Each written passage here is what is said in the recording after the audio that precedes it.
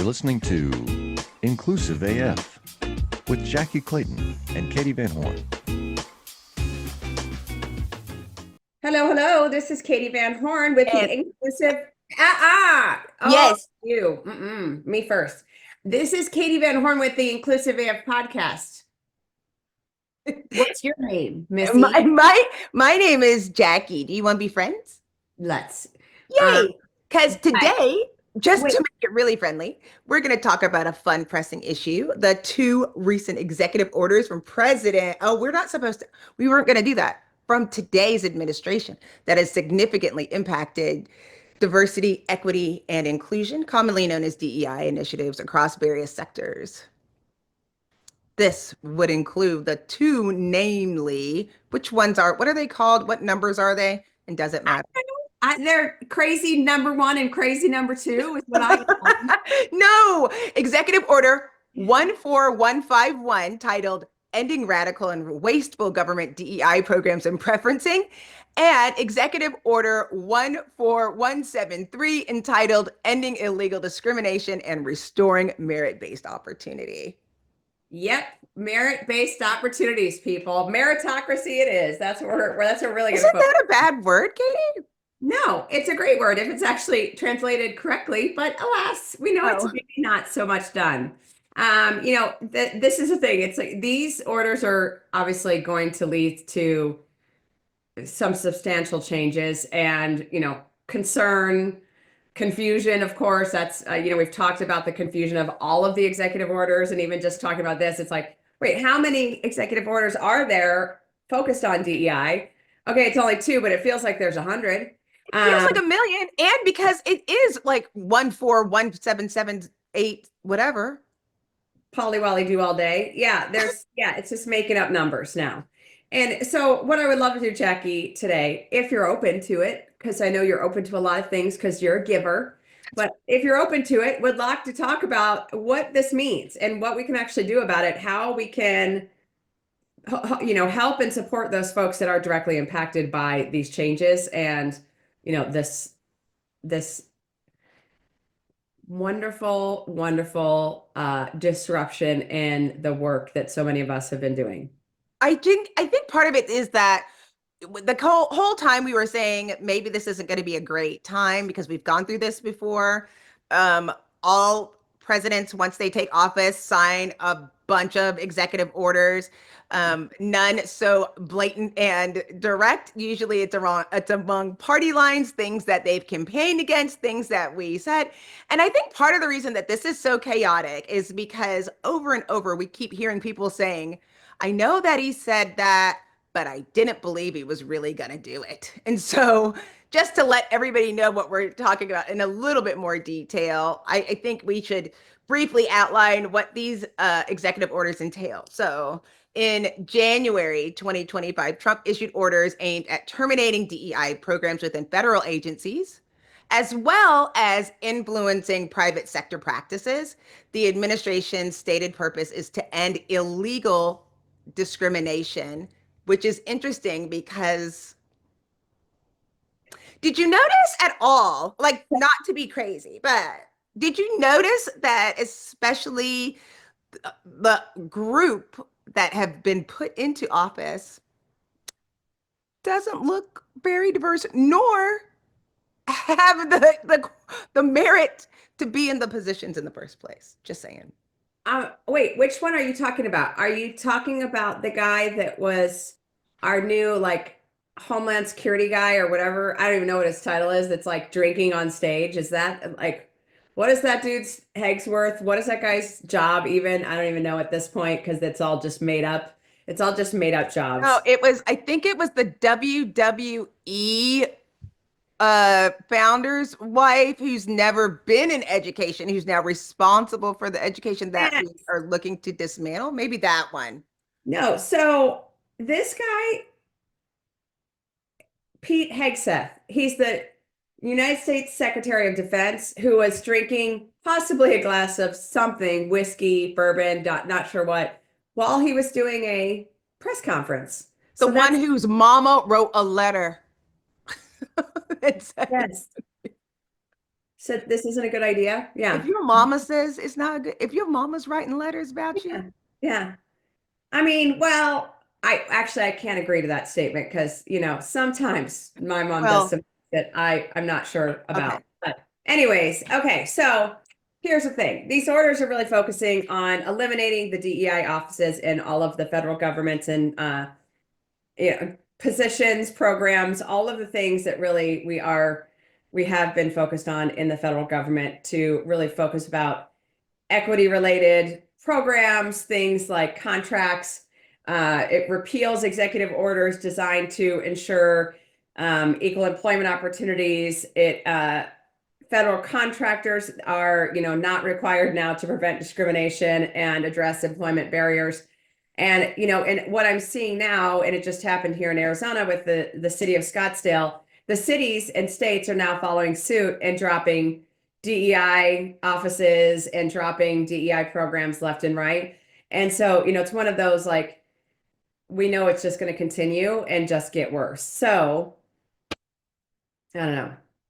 Well, one of the things that they did talk about, and those of our millions of fans that have been listening, one of the first things that they went after were ERGs. Oh, yeah.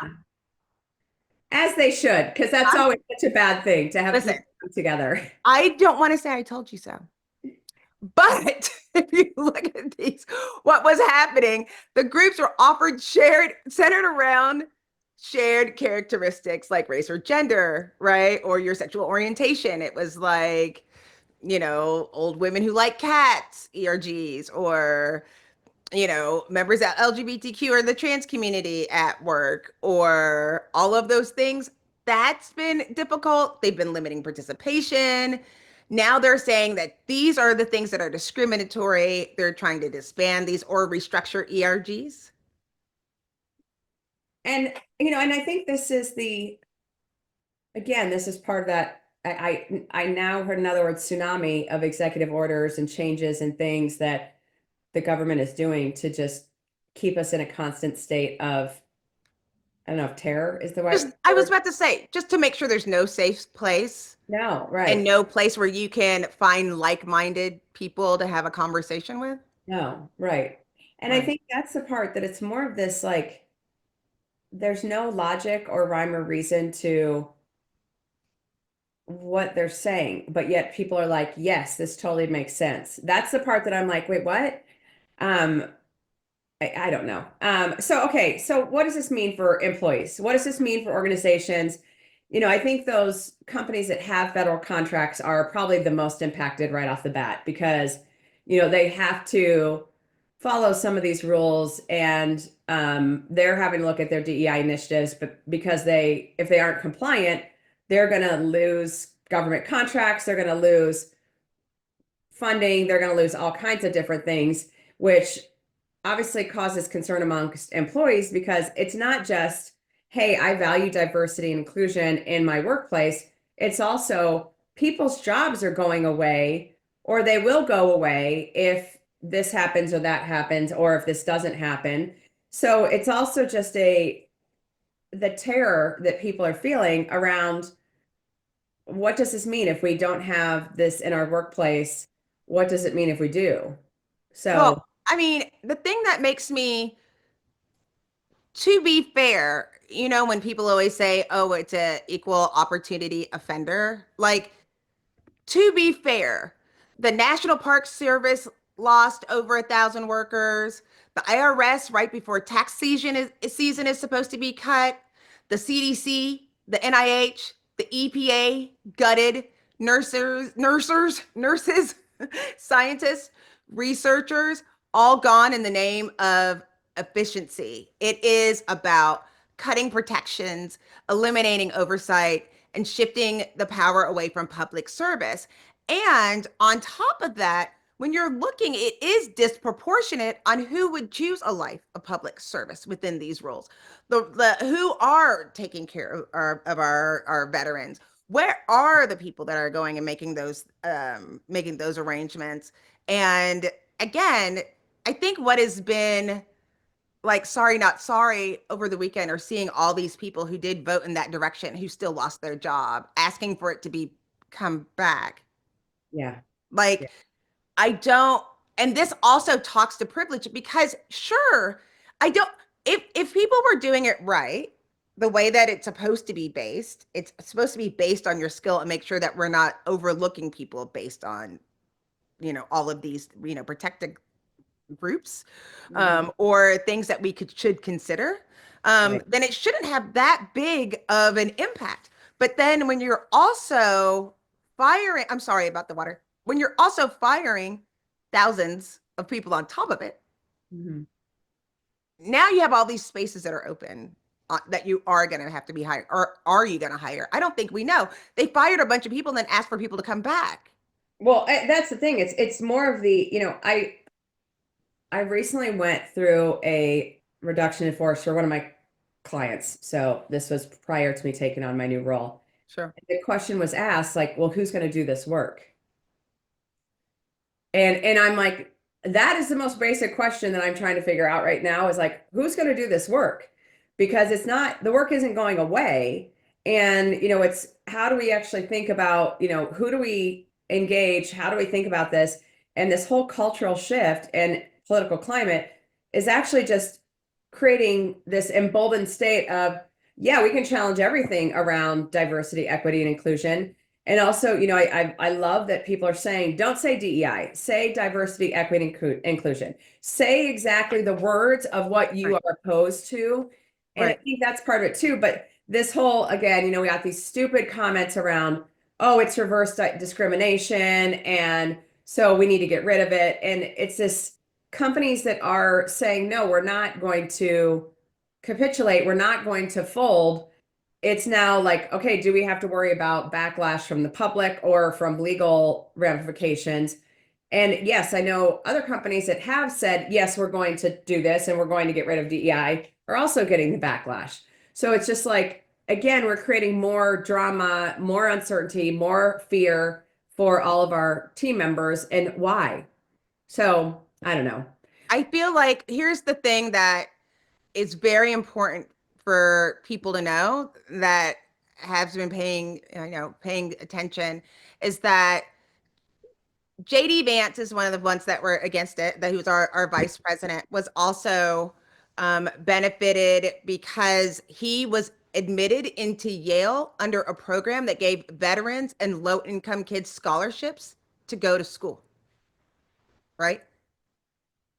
He is in the position Wait, that, it wasn't based on merit, Jackye. Everything is based no, on I know, wasn't based on merit, merit. right? It was because he's a poor kid who got there. And I always say the thing that's frustrating is like, where are the allies looking at the 90% white men saying, that doesn't look very fair and nobody's qualified? Like, you literally have no doctor's degree and you're responsible for like the health of our nation. They're That has sending to be a people to separate, Guantanamo that has Bay. to We've be a separate, never done that. We've never done that as a country. We're doing that now from people from Venezuela.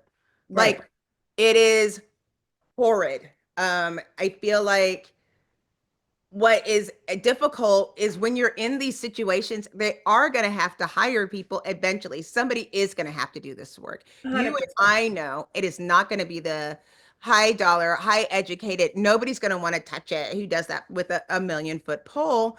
And the No. people that end up doing it will be people who are the most disenfranchised that have to. Right. And I think, it goes back to our conversation that we had last week and, the episode that we recorded last week where, it's really okay, what does this actually mean when we talk about some of the legal ramifications? What does this mean when we talk about, what this actually does? So, Scott Curran was on and we talked about a lot of these topics. And I think that's a piece that people need to understand is that a lot of these orders are now going to be challenged from a legal perspective. So reaching out to your internal and external counsel to say, how should we approach this? How should we think about this truly from a legal perspective? Just stay, how do we comply with the law, but also how do we do this in the right way that we're on the right side of history? So, your attorneys will say, here's what you need to do to comply. But then you can also kind of take that one step further and say, okay, but what does that mean then as well for we want to be good corporate citizens, if you will. So But yeah, don't confuse an executive order with a law. no, right. Agreed. You Um, know, there's so many people that get those things.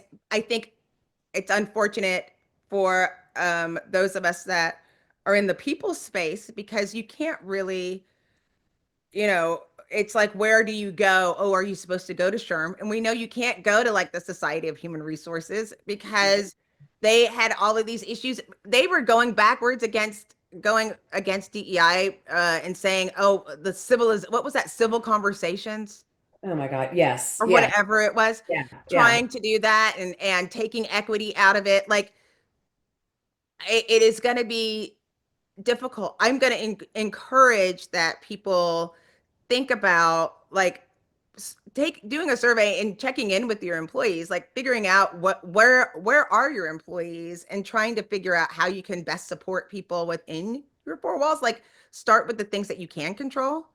And go back to refer to your organization's mission and vision statements to make sure that there's still alignment there because I think that within a majority of organizations, so I can't say all, but when things get a little bumpy, it's always it's a good time to look back and see what we were rallying around in the first place, whether it's, you know, feeding people in America or coming out with the fastest, best, most efficient flight, whatever it is. Find something to rally behind because this is really scary of trying to figure out what you can believe in or where you're supposed to go. Well, and I think, you were mentioning ERGs earlier, and I think that's one of the pieces that, ERGs are being dismantled or being questioned. So even being able to bring together groups in an informal setting and, allowing folks to say, how can I just have a conversation and providing that, sense of community and platform for sharing their experiences and resources. So, like you said, whether that's a survey or just having some informal conversations, I think that's always critical is letting folks talk about it, but also, I'm on the both, both sides of that because I also worry that like if it's not monitored, if it's not facilitated the right way, it can go sideways. So, giving people those spaces where they can share community and share, just hey, we're all in this together, I think is a huge piece. Right. I do think, you know, the thing that is really interesting like and why it's like I don't know what the answer is like even when we looked back at affirmative action in the Supreme Court when we are looking at schools, we already knew that the largest group that benefits from that were white women, and then it's like second are white men.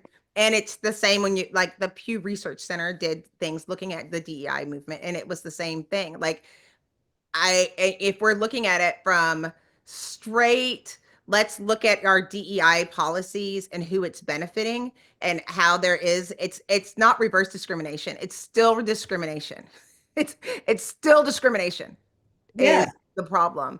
I just get worried if nobody's regulating on just what the overall impact is. And because it doesn't look like people are connecting those dots and trying to figure out how this is impacted because it's like Jenga, like they're just pulling out a block without any thought to how this is gonna just the whole thing's gonna like tumble. I mean, folks, like right now we're in February. It's February. It's and like not even like we're not even a month in to No. this administration. Mm-mm. And again, it's the chaos. So, the other thing that I will say is, reaching out to those policymakers, participating in any type of public forum that you can, reaching out and looking at the data that like the ACLU or the American Civil Liberties Union is putting out on some of these executive orders, reaching out to, professionals. And again, Jackye, I know you said already, not SHRM, but there's a lot of good, places that you can look. What is that newsletter that new Jackye Clayton just started putting out? Oh, I know, right? Cute. It's called the What? People Puzzles Collective. Oh, thanks. Oh, hey. Mhm. So Um, if you haven't signed up for that newsletter, that's a great place to get some good information. So, great tips. soft plug. That was a soft plug for Liked it. That was you. Yeah, good. that's good. That was good. And then also, I think there are still a lot of DEI consultants out there that are, right now trying to help. Like I said, Scott was one of the folks that we spoke to just last week that, will be on the episode prior to this one. And, he has a lot of contacts. We have a lot of contacts. So if there is someone that you're just saying, I don't know what to do with this executive order, or I don't know how to think about this for my organization, reach out to us because we can definitely point you in the right direction if we can't help ourselves. We can definitely get you to the right people. But it's also, how do we continue to create, at the end of the day, places where people feel safe? It's just not going to be in the United States for the next 4 years.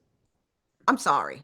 It's Yeah, just not. I mean, you can't, when we have people that were not elected that are responsible and have their hands in so many different things, that's the big fear, right? Like, that's the thing that would never happen, where previously you might say, oh, well, the people have spoken. Not exactly. Um, right. I think in this case, even if you supported some of the core beliefs that you thought that we're getting, you didn't realize everything that was going to be a part of, and will give people a little bit of grace, very sliver hair fraction of grace Right. about the things that they may not know. But I think that's the other part too, is that it's this, yes, we'll give you a sliver of grace because you were bamboozled. Run amok, led astray. Yeah. And you Like, bought it hook, line, and sinker. And now you're like, oh, wait, me too. I'm also going to be impacted by these crazy things that he talked about during the campaign. Yeah. I mean, but this is the stuff that they've been, that's the part that is so painful to watch. All Yes. of these freaking videos of people saying, oh, that's not what I voted for. I voted for this. No, you did not. No, you did not. Gladys, when you Gladys. made that vote, you also said you didn't want a job, Gladys. Right. Well, Like, there was a teacher and, they're talking about, oh, well, he's dismantling the Department of Education. And, that means that my school won't get any federal funding anymore. And it was like, so when he said, I'm right, going to dismantle the Department of Education, what part of that was unclear? right, Did you think he was kidding? Did you think he was just making that up? And right. I know that that's what we've heard for so long is that, oh, he just says stuff. He doesn't really mean it. That's not what he meant. That's But not what, why would you vote for somebody that you don't think you can trust? because he's great, Jackie. He's the best Stop. thing. No, that is No. not what great looks like. No, it isn't. It isn't at all. But I think, the piece that it does give me hope is that at the end of the day, there are still a lot of people focused on this work and doing this work and understanding that inclusion, diversity, equity, accessibility, these are all very, very critical things and they're vital to every organization. And, when we think about this, and, we've said this, I think, for the last, I don't know how many episodes, but go out and read some of these executive orders. Go out and read what is happening with this dismantling, with the Doge and what they're doing and how they're thinking about things because it's going to get worse, people. Like the part that scares me is, or not, I won't say, there's so many things that scare me, but one that is like imminent to me is I'm waiting for cuts to like retirement programs for folks who have served in federal roles because he's already doing that in that he's going to buy out people. Well, sure, no, you're not. You're just going to say that and then not actually follow through. But it's also the what's going to happen to some of these folks that are now retired that have no income coming in or don't have a retirement anymore or don't have social security anymore or whatever that might be. So, but we remain hopeful. We're trying. Is that the word? I think we remain steadfast in our belief that there are going to be people doing the work, because it shouldn't have made much of a difference to most people's in theory. Yeah. It should not have done that. But and I just want people to recognize that there are people who think that this somehow was about race and gender, but it wasn't. It was about safety and the freedom to be able to just do your job and not have this piece over it. That's one fact. And so I would check into your, teammates. I don't expect, to ask, you don't have to ask people how they are feeling, but be supportive and be a light when there is that darkness. And while you're looking things up to try to educate yourself, also go backwards to see why these laws were put in place in the first place. Oh, 1 million. I mean, I think that's a huge one, Jackye. That like folks really do need to do that. I think that's one of the things that people are forgetting. Like, I mean, when we talked about NOSHA, I think people have forgotten, why did all this happen? Right. Why did we start to unionize? Why did we start to do all these things? And why does it matter today in 2025? So, um, yeah, looking to each other, looking and doing our research, really making sure that we're also thinking about just our personal values and our personal ethics and how we're upholding that in the workplace, I think is also critical. So, this is Katee Van Horn.